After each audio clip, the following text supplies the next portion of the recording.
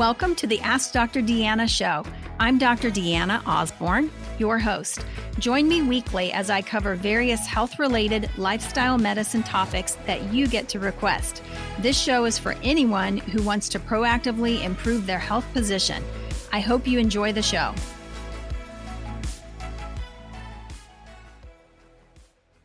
Hey, welcome back, everybody. I'm excited to have you back today to listen to part 2 on intermittent fasting. And before we jump in to that, I wanted to just say thank you for listening. Thank you for supporting the podcast. Thank you for your questions, for sending in, different topics, things that you have inquired about.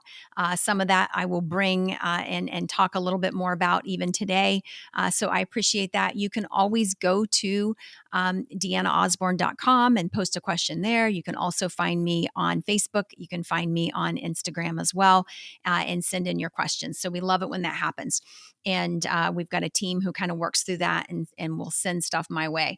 But basically, last week we started talking a little bit about intermittent fasting, about how powerful of a tool that is to be used to help you not only maintain weight, but to help you combat insulin resistance, type 2 diabetes. Maybe you knew this, maybe you didn't. Type 2 diabetes is a metabolic condition that is reversible. You know, it's a reversible disease. That's the amazing thing. Your pancreas is working when you have type 2 diabetes. Your cells have become resistant to the insulin that your pancreas is making. And you can change this, okay? You can remedy this. You can turn that whole process around by managing your weight, by decreasing carbohydrate content, and by making your cells, forcing them to become more sensitive to the insulin that your body's making. And unfortunately, some of us fall into a category. I'm in this category. Diabetes runs rampant through my family. And I always tell my patients, if I gain 20, 30 pounds, I would likely become insulin resistant with that. And so it's always been, on my mind to maintain weight because I don't want to deal with that. I see what so many people, how they struggle with type 1 and type 2 diabetes, very, very serious condition. But if type 2 is reversible, then we want to reverse it. We want to absolutely have a positive impact there. And, maybe this is your year. Maybe this is your year to take control of the insulin resistance, the type 2 diabetes, and get that under control. In addition to that, though, you may not have known, but polycystic ovarian syndrome or polycystic ovarian disease is also a metabolic condition that is very much tied to insulin resistance. And unfortunately, it causes a tremendous amount of infertility. And if you can basically get those blood sugar levels lower, and not just the blood sugar levels lower, but the insulin level lower, the fasting insulin level. That's actually something, a blood test that I like to check on my patients routinely. But if you can get that insulin level lower, then oftentimes, the infertility goes away. So we've had a lot of great success by helping women just reduce the carbohydrates, and that can make a huge impact on fertility overall. So somebody recently wrote in and they wanted to know, I was talking about the no more than 50 grams a day of carbohydrates. Now, 50 grams a day would be for probably that postmenopausal woman or that person who's just, they're obese. They've got weight that needs to come off. It's not uncommon for us, if you just track what you normally eat in a day, not paying attention to what you're eating, whatever, it would not be uncommon for you to maybe consume 100 or even 150 grams of carbohydrates per meal, which is way, way, way too much. Okay. We're getting way too many calories from carbohydrates. And what I like to remind people of is that when you look at, proteins, fats, and carbs, we have essential amino acids, which are part of the protein content. And those are essential. It's essential that we get them in our diet. There are a lot of protein powders out there, et cetera, that have a complete amino acid profile. What that means is that it's got everything in it that your body needs, the building blocks, those amino acid building blocks, to make everything that your body needs from a protein standpoint. So it's essential that we get these amino acids in our diet. We also have a category called essential fats. Okay, these are omega 3s. And these are, essential fats are things, it's again, my body can't make it. It's essential that I get it in my diet. Carbohydrates, there are no essential carbs. Okay, there aren't any. And if you're eating a whole food, nutrient dense diet, that's a clean diet, especially, I'm a big stickler for clean as well. But if you're eating a whole food, nutrient dense diet, you would be eating a lot of vegetables. There are carbohydrates in vegetables. You're getting plenty of carbs there. It doesn't have to come in the form of a grain. Think about wheat, for example, that is oftentimes hyper processed, overly processed. It's sprayed with a very large amount of chemical burden.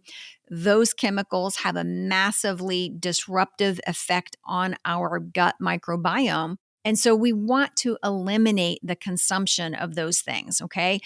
Because it's doing you more harm. When you look at the grain and the wheat having been sprayed with pesticides, with chemicals, with herbicides, etc., those chemicals have a negative impact on the gut microbiome. Okay, absolutely, well researched, well documented, and renders the gut microbes ineffective or unable to do their job.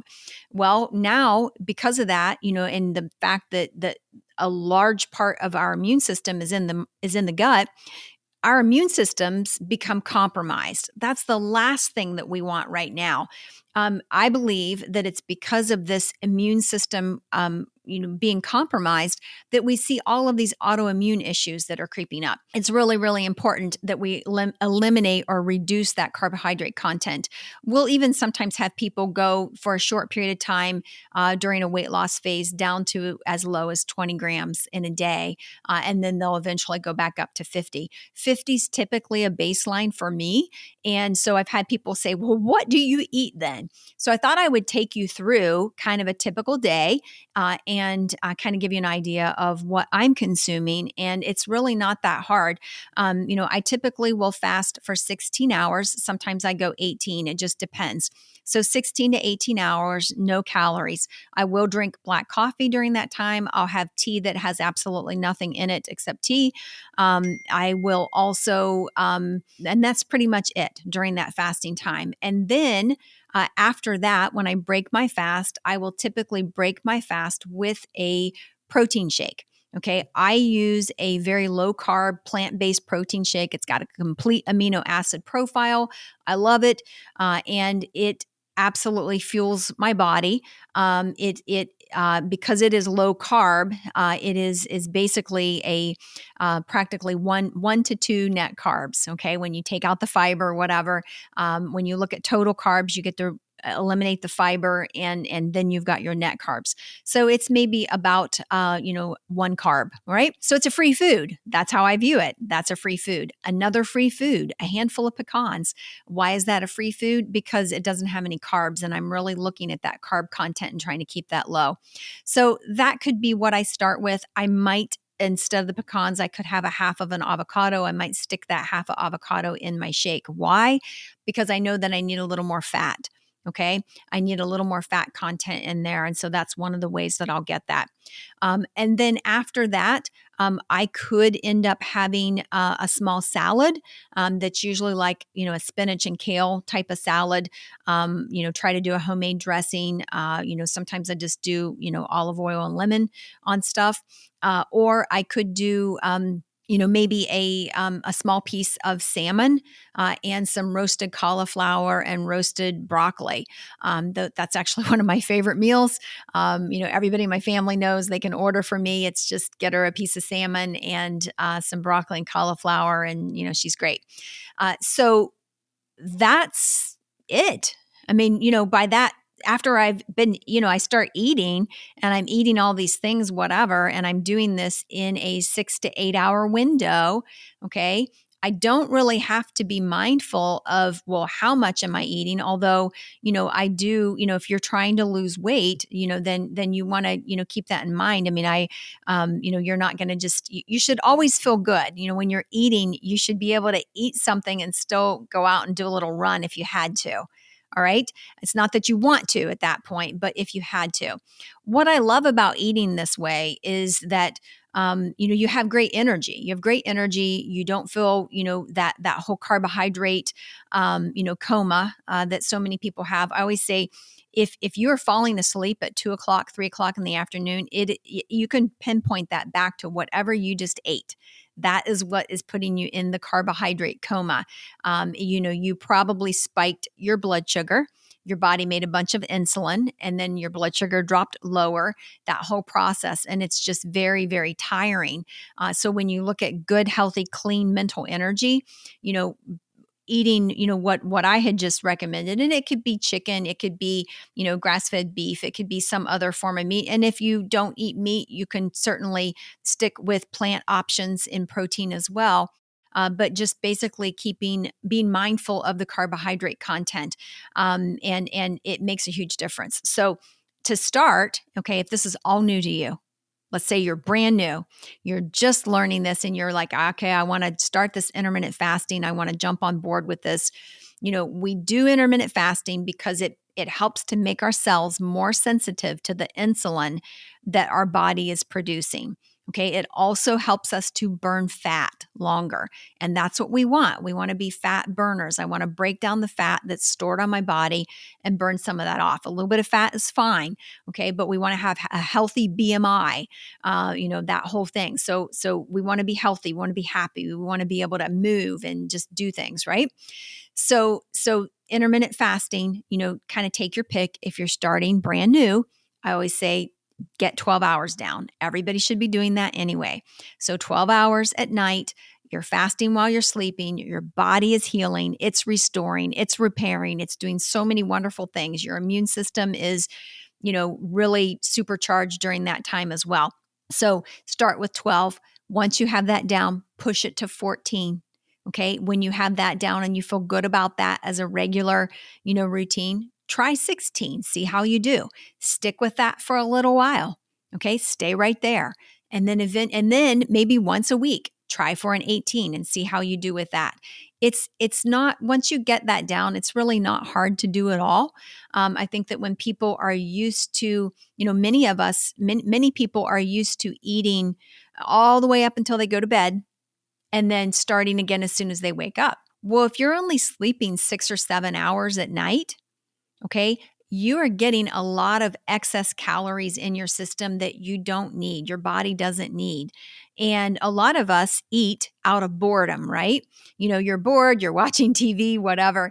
And so it's happening then. And so eliminating those nighttime snacks, absolutely nothing after that cutoff, that dinner cutoff, whatever time dinner is for you. And certainly, if you do eat at night, you have to stay awake for 3 more hours. As adults, we should not be eating and then going straight to bed, because it will absolutely, have a negative impact on your digestion and how well you're sleeping. So definitely stay awake for 3 hours, but try to get that 12 hours, then move it to 14, push it to 16, stay there for a little while. If you're doing great, push it to 18. And with that, you can absolutely enjoy the holiday season. And even if you overindulge a little here and there, you're going to make up for it. Okay. You're going to end up coming out neutral or even losing weight, especially if you eliminate all high fructose corn syrup from your diet. So high fructose corn syrup is a very, very toxic ingredient. You won't find it in other countries because it's banned. But we do use it here in the US, and it basically causes non-alcoholic fatty liver disease. So it basically throws you into this sort of metabolic syndrome that's really horrible for you.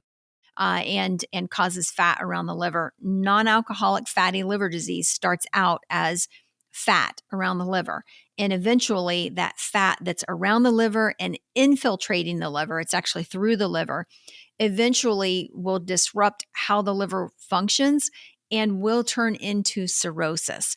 And one of the alarming things that we're seeing in medicine today is more and more people in their 50s who are needing a liver transplant because of the non-alcoholic fatty liver disease. And, that's just absolutely devastating. So I want you to join me. Okay. I want you to join me on the intermittent fasting bandwagon. And I want you to feel great. I want you to have good, clean mental clarity and mental energy, as well as, less joint pain and weight management too. So I hope that this has been helpful.